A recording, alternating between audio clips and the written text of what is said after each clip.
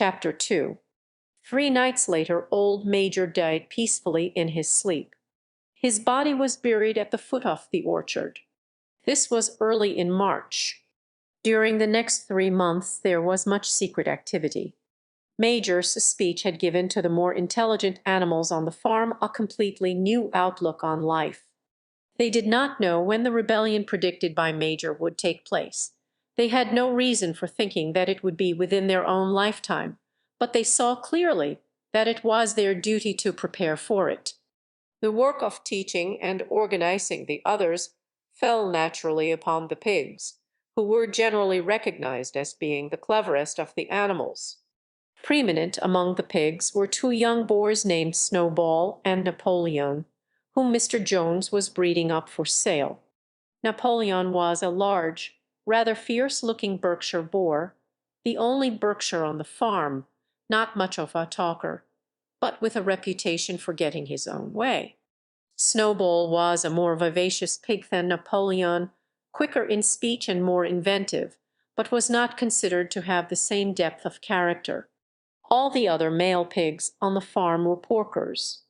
The best known among them was a small fat pig named Squealer, with very round cheeks, twinkling eyes, nimble movements, and a shrill voice. He was a brilliant talker, and when he was arguing some difficult point he had a way of skipping from side to side and whisking his tail which was somehow very persuasive. The others said of Squealer that he could turn black into white.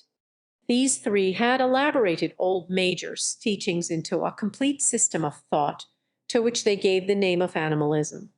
Several nights a week, after Mr. Jones was asleep, they held secret meetings in the barn and expounded the principles of animalism to the others. At the beginning they met with much stupidity and apathy. Some of the animals talked of the duty of loyalty to Mr. Jones, whom they referred to as master, or made elementary remarks such as Mr. Jones feeds us. If he were gone, we should starve to death. Others asked such questions as why should we care what happens after we are dead? Or if this rebellion is to happen anyway, what difference does it make whether we work for it or not? And the pigs had great difficulty in making them see that this was contrary to the spirit of animalism. The stupidest questions of all were asked by Molly, the white mare. The very first question she asked Snowball was, "Will there still be sugar after the rebellion?" "No," said Snowball firmly. "We have no means of making sugar on this farm. Besides, you do not need sugar. You will have all the oats and hay you want." "And shall I still be allowed to wear ribbons in my mane?" asked Molly. "Comrade," said Snowball, "those ribbons that you are so devoted to are the badge of slavery. Can you not understand that liberty is worth more than ribbons?" Molly agreed, but she did not sound very convinced. The pigs had an even harder struggle to counteract the lees put about by Moses, the tame raven. Moses, who was Mr. Jones's especial pet, was a spy and a tale-bearer, but he was also a clever talker. He claimed to know of the existence of a mysterious country called Sugar Candy Mountain, to which all animals went when they died. It was situated somewhere up in the sky, a little distance beyond the clouds, Moses said. In Sugar Candy Mountain it was Sunday 7 days a week. Clover was in season all the year round, and lump sugar and linseed cake grew on the hedges. The animals hated Moses because he told tales and did no work, but some of them believed in Sugar Candy Mountain, and the pigs had to argue very hard to persuade them that there was no such place. Their most faithful disciples were the 2 cart horses, Boxer and Clover. These 2 had great difficulty in thinking anything out for themselves, but having once accepted the pigs as their teachers, they absorbed everything that they were told, and passed it on to the other animals by simple arguments. They were unfailing in their attendance at the secret meetings in the barn, and led the singing of beasts of England, with which the meetings always ended. Now, as it turned out, the rebellion was achieved much earlier and more easily than anyone had expected.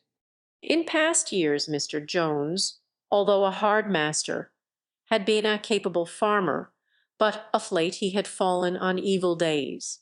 He had become much disheartened after losing money in a lawsuit, and had taken to drinking more than was good for him. For whole days at a time he would lounge in his Windsor chair in the kitchen, reading the newspapers, drinking, and occasionally feeding Moses on crusts of bread soaked in beer. His men were idle and dishonest. The fields were full of weeds. The buildings wanted roofing. The hedges were neglected, and the animals were undurfed. June came, and the hay was almost ready for cutting.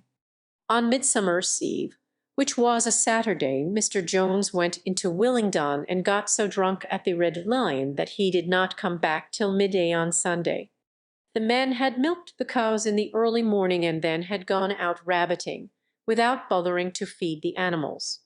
When Mr. Jones got back he immediately went to sleep on the drawing-room sofa with the news of the world over his face, so that when evening came the animals were still unfed. At last they could stand it no longer. One of the cows broke in the door of the store shed with her horn, and all the animals began to help themselves from the bins. It was just then that Mr. Jones woke up. The next moment he and his 4 men were in the store shed with whips in their hands, lashing out in all directions.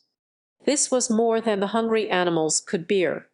With own accord, though nothing of the kind had been planned beforehand, they flung themselves upon their tormentors.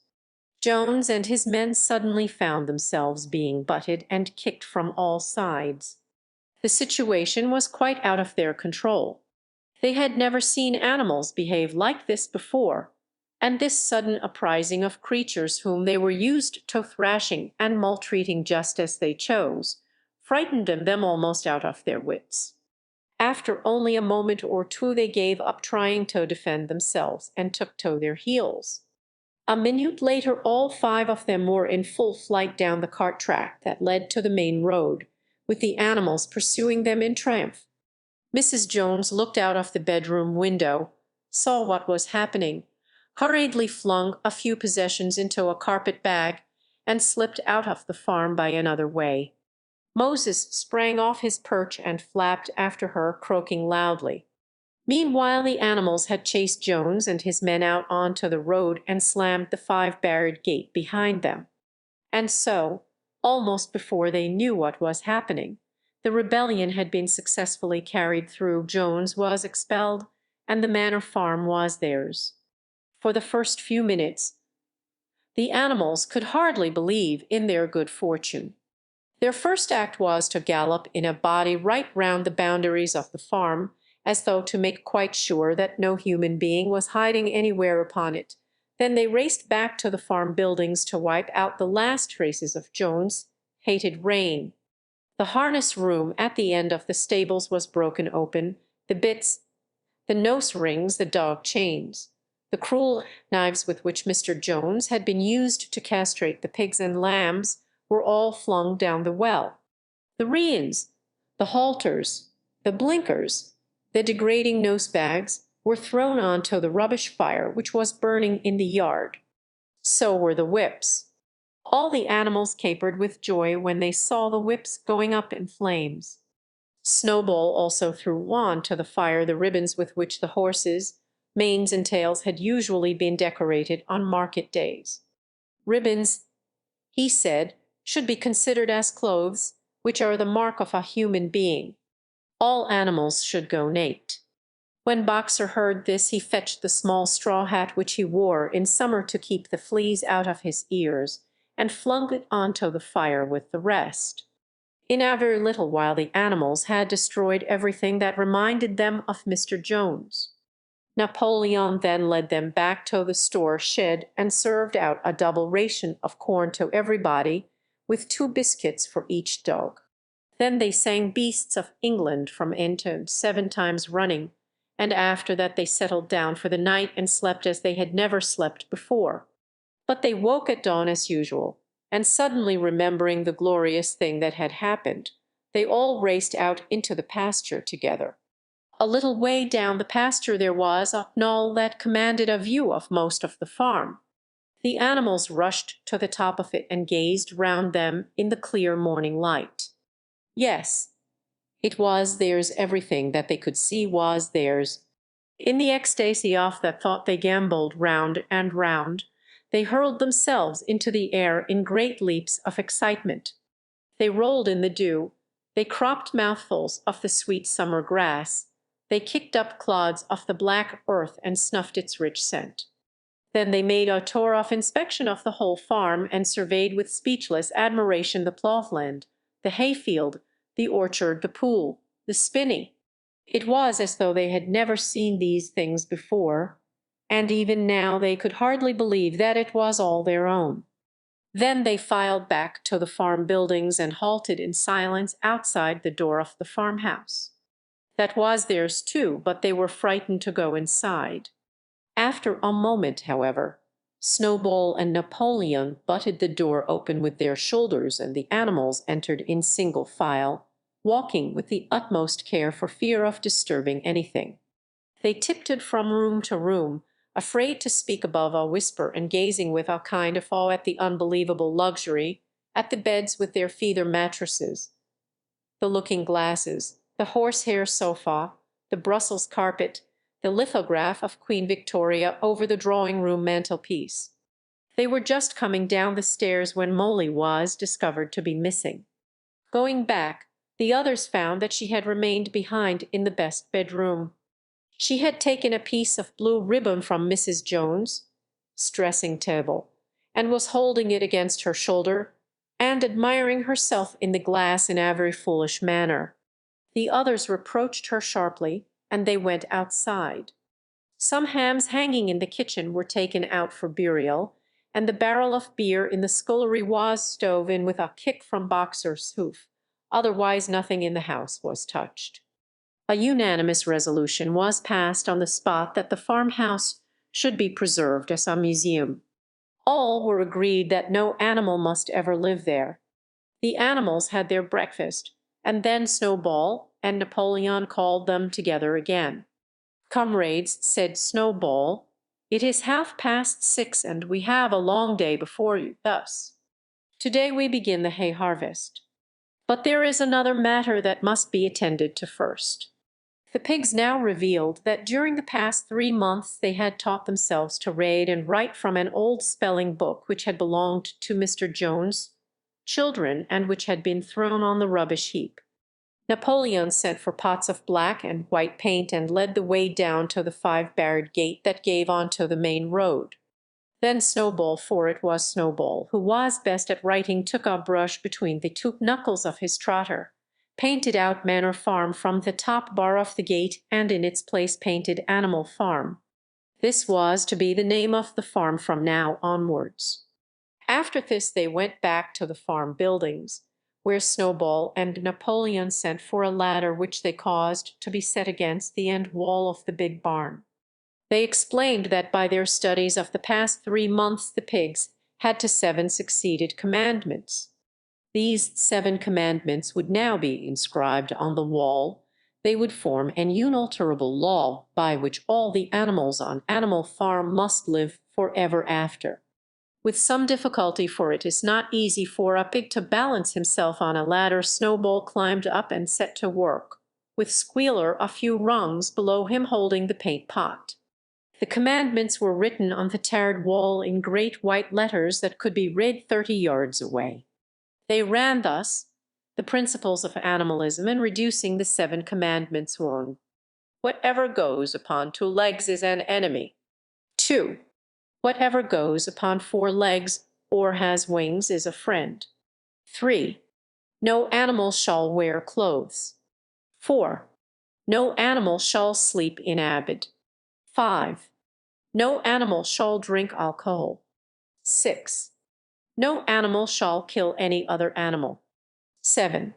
All animals are equal. It was very neatly written, and except that friend was written framed, and one of the s was the wrong way round, the spelling was correct all the way through. Snowball read it aloud for the benefit of the others. All the animals nodded in complete agreement, and the clever ones at once began to learn the commandments by heart. "Now, comrades," cried Snowball, throwing down the paintbrush, "to the hayfield. Let us make it a point of honor to get in the harvest more quickly than Jones and his men could do." But at this moment the three cows, who had seemed uneasy for some time past, set up a loud lowing. They had not been milked for 24 hours, and their budders were almost bursting. After a little thought, the pigs sent for buckets and milked the cows fairly successfully, their trotters being well adapted to this task. Soon there were 5 buckets of frothing creamy milk, at which many of the animals looked with considerable interest. "What is going to happen to all that milk?" said some one. "Jones used sometimes to mix some of it in our mash," said one of the hens. "Never mind the milk, comrades," cried Napoleon, placing himself in front of the buckets. "That will be attended to. The harvest is more important. Comrade Snowball will lead the way. I shall follow in a few minutes. Forward, comrades. The hay is waiting." So the animals trooped down to the hayfield to begin the harvest, and when they came back in the evening it was noticed that the milk had disappeared.